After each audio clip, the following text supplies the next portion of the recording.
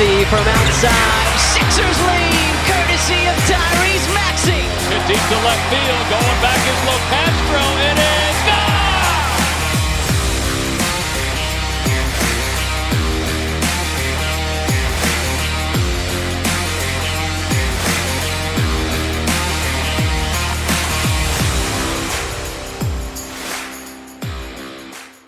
Hello, everyone, and welcome back to the Beef Upfront podcast here on Pick Swap Media. Your host, Ryan Coyle, as always, continuing, keeping it rolling today with our NBA Draft Player Profile series between Sean and I. Probably going to hit 50 or so different players over the next few weeks and tracing back a few weeks as well for this NBA Draft. Today's episode is on Justin Edwards, freshman out of Kentucky. 6'7", 200 pounds, 6'10" wingspan. Coming into the season, he was the number 4 or 5, top 4 or 5 player based on recruiting in his class. You know, the recruiting rankings varied, but a Kentucky commit, one of their 5-star guys, and he was viewed as one of, if not the best prospect coming out of high school last year from Philadelphia, Imhotep Charter, going to the college level and going to the SEC to play for Coach Cal. Had an bit of an up and down freshman year. Never really was able to get into a groove. There was a few times where it looked like he was potentially turning the corner. Then he would either have a bad game, Kentucky would struggle. Kentucky as a team was just completely up and down this year. Their two best players probably were Antonio Reeves and Reed Sheppard, and then you throw Rob Dillingham in there as well. I think Justin Edwards was probably expected to be the guy, definitely not Reed Sheppard at least. Even Aaron Bradshaw was expected to be one of, if not their best player at the center spot for them this year, and he had an up and down year as well. So as always at Kentucky, it always doesn't go to plan. I mean, you can look at a guy like Devin Booker who came off the bench for him, and now he's probably one of Cal's best players that he coached at Kentucky to go to the NBA. So it all doesn't have to be the end-all be-all for your college career and the college success you have when you go to Kentucky, but more so the talent that you have and maybe that they just weren't able to unleash you. I mean, I think you can even look at Tyrese Maxey, where no one expected him to become the player that he has in the NBA. He falls all the way to the 20s in the draft, and now he is an all-star and on the borderline of getting a max deal and potentially being one of the superstars in this league. So I think when you look at these Kentucky players, at least under Cal, and now maybe going forward at Arkansas, depending on how he decides to structure his rosters going forward, you got to kind of take it with a grain of salt and be like, maybe that just wasn't the ideal fit or situation for him. And I think Edwards could be looked at it in that light, where it's not like he had a terrible year. He just never was really able to get it fully rolling and fully comfortable. And I think that is, kind of a cause of the situation where he's playing on a team that is playing 10, 11-man rotation, and you're only playing 21 minutes per game. It can be tough to get in a groove at times, especially when you're coming from a situation in high school, obviously, where you're the number one player and even one of the number one players in the entire country. And he's just so used to playing on loaded, stacked teams and winning at a high level. It could be a little, disheartening when you're not the man, or you're not at the top of the chain there while contributing to the winning. So it's all an adjustment period. You got to remember, only a freshman in college, still a young kid, and I think the talent's still there. It's not like he lost his talent overnight, and he could still potentially pan out into being a good NBA player. In that freshman year at Kentucky, 8.8 points per game, shot it pretty efficient from the field, 48.6% and 36.5% from three. It was only on about 2.7 attempts from three a game, but still 36.5% from three. If he with this frame and this athleticism that he has, if he can be a 37 to 40% shooter from three with that athleticism and the defensive ability that he has, I think he could be and find himself into being like a really good corner specialist from 3-and-D type of wing. But 21 minutes per game, 3.4 rebounds per game, 0.9 assists per game. I think that number is a little bit misleading. He's a good passer, and I think a good teammate in just terms of having a good feel for the game and making the right play.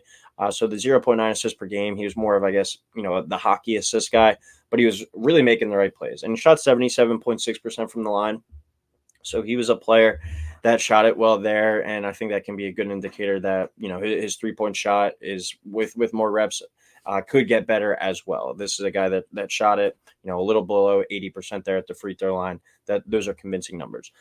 Player notes on him, just some stats that stuck out to me when going through some of his box scores and whatnot. He only had 4 games this year of 15 or more points. But when he was given a big opportunity, Justin Edwards, he really was able to make the most of it. He played 29 minutes against Alabama in a 117-95 win. He scored 28 points, going 10 of 10 from the field, 4 of 4 from 3, 5 rebounds, and 2 assists. So that was obviously his best game of the year. And he flashed what kind of player he is and the talent he has. Obviously, you're not expecting anyone to go out there every game and go 10 for 10 from the field and 4 of 4 from 3 in 30 minutes of play en route to your team scoring 117 points in a 40-minute college game.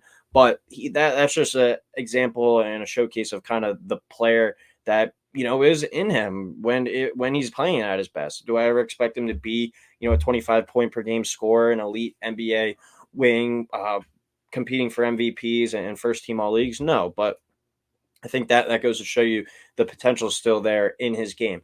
I do think the big thing with the opportunity that Justin Edwards got at Kentucky, where he wasn't really fully let off his leash, and he had a bit of a short leash, but when he had a longer leash, he contributed, and he contributed a lot.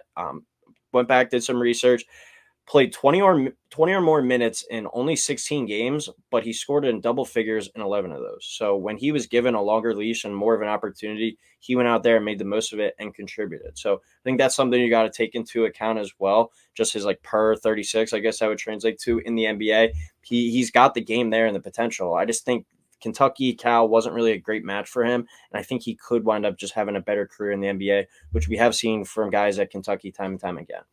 So some more notes on him and just an overall kind of player breakdown. I've been kind of alluding to, I'm still going to be buying stock in this young man. Only 20 years old. He is a bit older for his grade. I think he's going to be turning 21 in October. So that might be used against him, but still, he's 21 years old. Ideal NBA career. He's got another 13, 14 years ahead of him.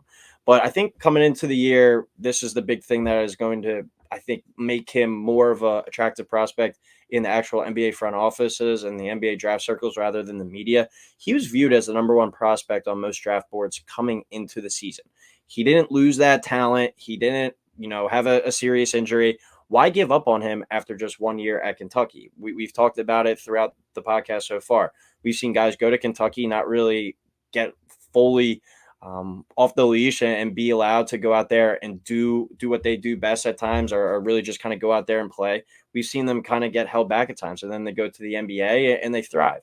You look at guys like John Wall, where, all right, he was the man in college. DeMarcus Cousins, he was the man in college, goes on to be the man in the NBA. But then you look at the Harrison twins. They were the man in college, didn't really amount to anything at the next level. Then you look at a Tyrese Maxey, a Devin Booker. Those guys, I think, were held back a little bit or just wasn't their full selves in college. You got to remember, these are only freshmen in college. They still have so much more room to grow in their game and their body. I think Justin Edwards kind of fits into that description, where he's got a lot to prove still, but he has a lot of potential and the talent's there. It's not like the talent went out the window. He just was fighting for minutes in a 10, 11-man rotation. And we've seen this story before where guys go to have a better NBA career. So I don't know why people aren't really buying in on the talent, especially at this stage of the draft where he's expected to go, maybe late first, mid to early to mid second. I'm willing to take a risk on the talent here. 6'7", super athletic wing. Having seen him play in person, that athleticism sticks out and the length sticks out as well. I mean, Imhotep, the school that he played for, one of the if not the best school in basketball in Pennsylvania in the high school ranks, and just one of the best schools in the country. But they press, they play great, hard, tenacious defense, and that's kind of born and bred in them from the day that they step on the floor as a freshman. He's getting up, at least at the high school game, 32 minutes, playing full court, and his length, just covering the ball and stuff. I know he's going to look bigger than most players that he's playing at the high school game, but the length, the athleticism, and the motor that he showed playing at high school, we never really, I think, saw that fully at Kentucky with Cal. It might have just been a bad fit for him, but I think that 6'7" length, athleticism, hard nose kind of defender type, that's really what's going to help him at the next level. And then with that athleticism, you pair that with the ability to get out and transition and score. And I think he has the form, the mechanics, the release and everything, the fluidity with his shot to be a really good kind of 3-and-D wing, just be a knockdown kind of corner specialist. Only played 21 minutes per game, so we didn't really see the full version of him, but he averaged a solid 8.8 points per game and shot 37% from three. In the right situation, I think the ideal kind of player that Justin Edwards turns out to be is like a Nickeil Alexander-Walker of the Timberwolves, where he comes in for you off the bench. He's playing 18 to 22 minutes a night for a really good playoff team competing for a championship, and he gives you athleticism, he gives you defense, and the ability to step out and hit some threes and be a factor in transition as well.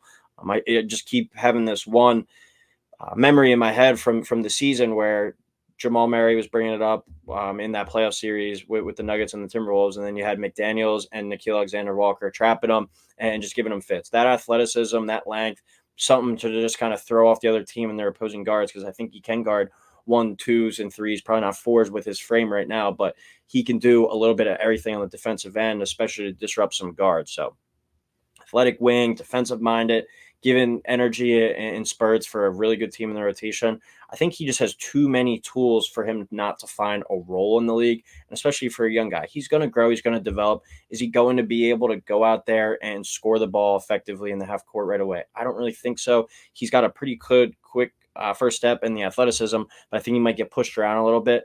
But that length and that athleticism, and if he especially ramps up that motor and plays with that energy 24/7, I think that's going to help him stick on the floor. So if you can get him at the tail end of the first round, another former McDonald's All-American, probably on most boards, the number one player coming into this season, or mock drafts at least, he was the number one player on a lot of mock drafts coming into the season. Why not take a chance on him? Why are you giving kind of up already, it seems like, on this player? Do I wish he went back to college and maybe had another year in a different situation where he got to showcase a little bit more of his game? Yes, but I still think he could find a good spot, and especially with a team picking at the end of the first round that is most likely a playoff team already, a good squad.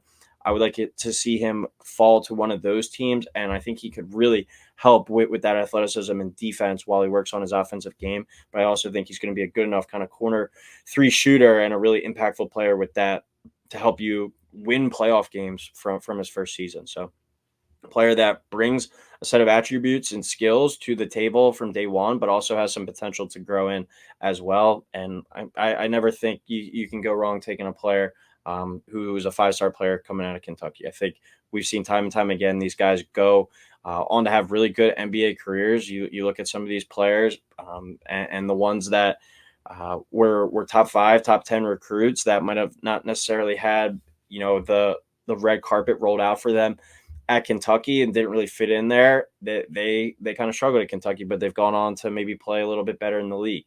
Justin Edwards, I think, fits in that description where he's going to be an better NBA player than he was in college. And I think we see a really good athletic 3-and-D wing from going forward. My comparison would be like a Nickeil Alexander-Walker type of guy. But that's my breakdown for Justin Edwards, freshman forward wing out of Kentucky. Look forward to seeing where he goes in the draft, and obviously rooting for him as he's another Philadelphia guy. So it'd be cool to see him go out there and have a successful NBA career. But that'll do it for this episode of the Beef Upfront podcast here on Pick Swap Media.